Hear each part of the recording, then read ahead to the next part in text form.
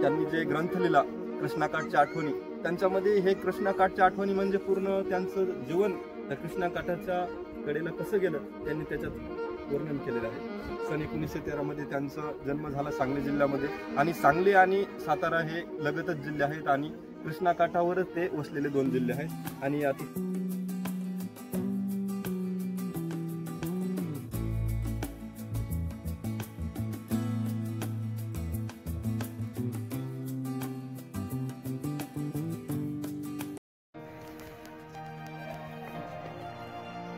नमस्कार मित्रांनो, हे आहे यशवंतराव चव्हाण यांचं समाधीचं ठिकाण आणि याला प्रीतिसंगम या नावाने ओळखलं जातं।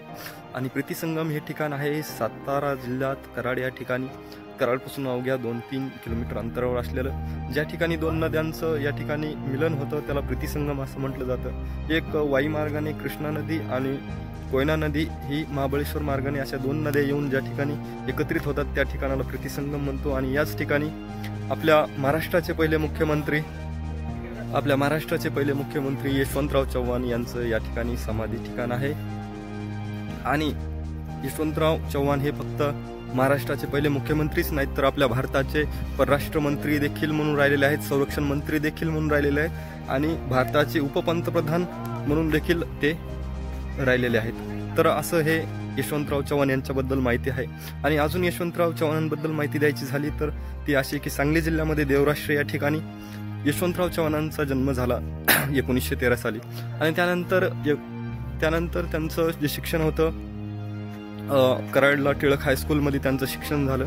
आणि त्यानंतर त्यांनी 1942ला जी चलेजाव चळवळ सुरू होती त्या चळवळीमध्ये त्यांनी सक्रिय सहभाग घेतला। आणि हे या ठिकाणचा परिसर बघू शकता, संडे असल्यामुळं भरपूर पिकनिकसाठी आलेले टुरिस्टर वगैरे प्रवासी वगैरे आपण पाहू शकता आपल्या भारताचे राहिलेले आहेत। त्यानंतर सन 1963 मध्ये नाशिक जिल्ह्यामधून लोकसभेवर त्यांची बिनविरोध निवड झाली आणि त्याच्यानंतर 1967 मध्ये देखील सातारा मतदारसंघातून लोकसभेवर त्यांची निवडणूक झाली। नंतर बघू शकता आपण 1966 मध्ये ते भारताचे गृहमंत्री राहिले आणि नंतर 26 जून 1970 मध्ये भारताचे अर्थमंत्री सुद्धा राहिले। त्यानंतर सन 1971 आणि 1972 मधून सातारा मतदारसंघातून परत एकदा त्यांची लोकसभेवरती निवडणूक झाली। त्यानंतर 10 डिसेंबर 1975 कराड येथील 91व्या अखिल भारतीय मराठी साहित्य संमेलनाचे ते अध्यक्ष देखील राहिले।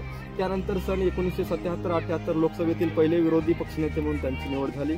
नंतर सन 1979 ते जुलै 1979 ते डिसेंबर 1979 भारताचे उपपंतप्रधान म्हणून देखील ते राहिलेले आहेत। जानेवारी 1980 सातारा मतदारसंघातून लोकसभेवरती परत एकदा निवडून आले। त्यानंतर सन 1982 ते 1984 भारत सरकारच्या 8व्या वित्त आयोगाचे ते अध्यक्ष राहिले। त्यानंतर त्यांच्या पत्नी सौ वेणुताई यांचे निधन सन 1983 मध्ये झाले आणि 1 जून 1984 वेणुताईंची प्रथम पुण्यतिथी व त्या दिवशी यशवंतरावांनी तर्कतीर्थ लक्ष्मण शास्त्री जोशी यांच्या उपस्थित सौ वेणुताई स्मारकाचे भूमिपूजन देखील केले।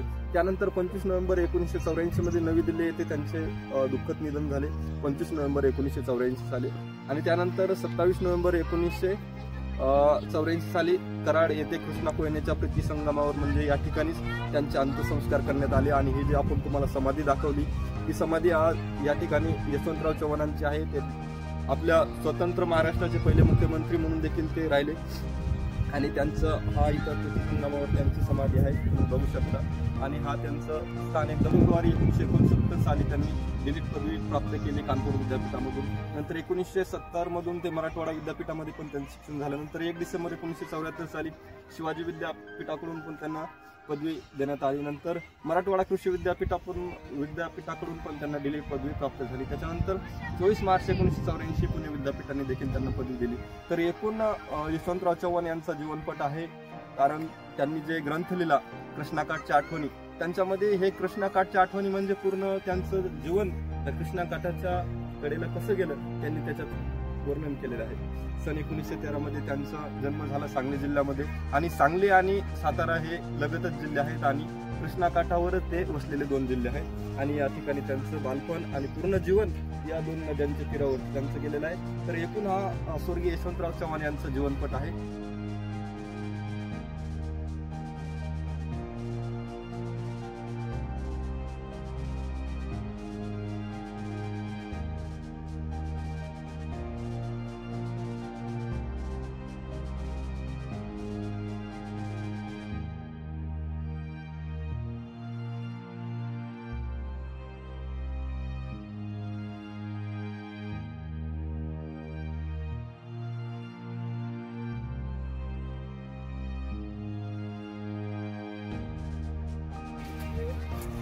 खूप लोक या ठिकाणी फिरण्यासाठी येतात, संडे एन्जॉय म्हणून येतात आणि या ठिकाणी खूप सारं बघण्यासारखं खूप वातावरण आहे.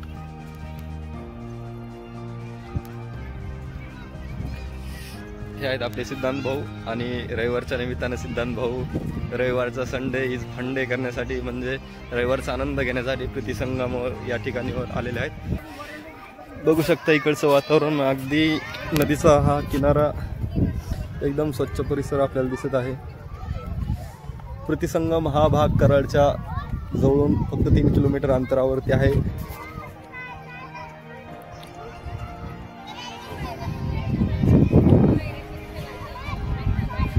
शाळेच्या सहली सुद्धा या ठिकाणी येतात.